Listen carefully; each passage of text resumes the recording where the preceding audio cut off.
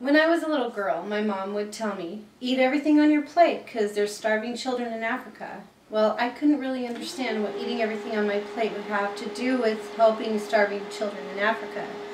But what if I told you that if you stopped eating meat altogether, you could help stop world hunger? And also, what if I told you that if you stopped eating meat altogether, you could help save our planet? Well, both of these things are true based on some research that I've done and I would like to share with you.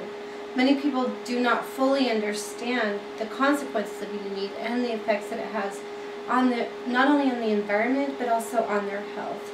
And our planet has enough resources to produce enough food for every human being and still be a healthy planet. If only people would just stop eating meat. Mr. Jay Sloman brought up some interesting facts in his article, Climate Changes in Diet, and he said that people don't realize that by eating meat it can cause problems for the planet, such as carbon dioxide, along with methane, are the main causes of greenhouse gases. Dairy and meat cows release 100 million tons of methane in our atmosphere every single day. And 100 million tons of methane is equal to 5 billion tons of carbon dioxide every single year. And you know, meat eaters, they require more land for food than vegans do. And it takes 3¼ acres to produce the food that a meat eater needs in a year, as opposed to 1/6 of an acre for a vegan.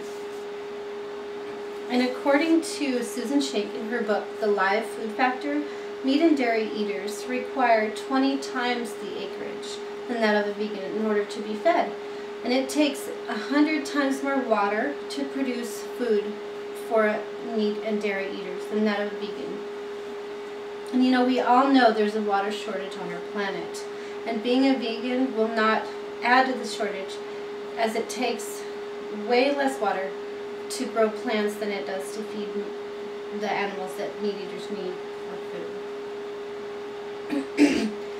Also, Susan Shank says that meat is unhealthy and should be avoided if a person desires a long and healthy life. The meat that's sold in grocery stores has 10 to 15 times the amount of pesticide concentration than that of plants.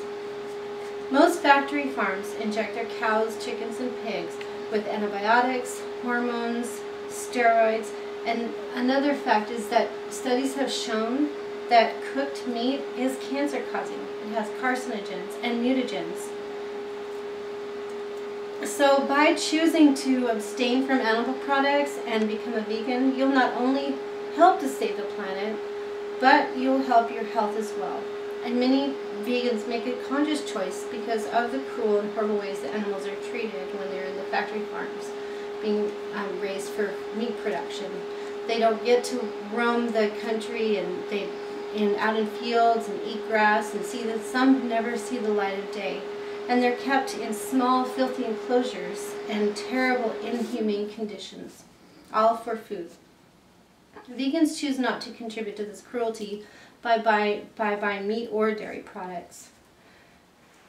So, in conclusion, I'd like to say today in America, especially, people just eat whatever is available to them, or whatever's promoted on the television set, or what's at the restaurants.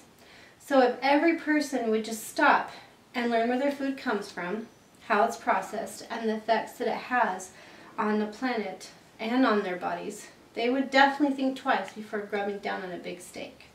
So just by eating a diet void of meat and animal products, people could greatly improve their health and the health of the planet. And at this time, is there any questions that you would like to ask? Yes.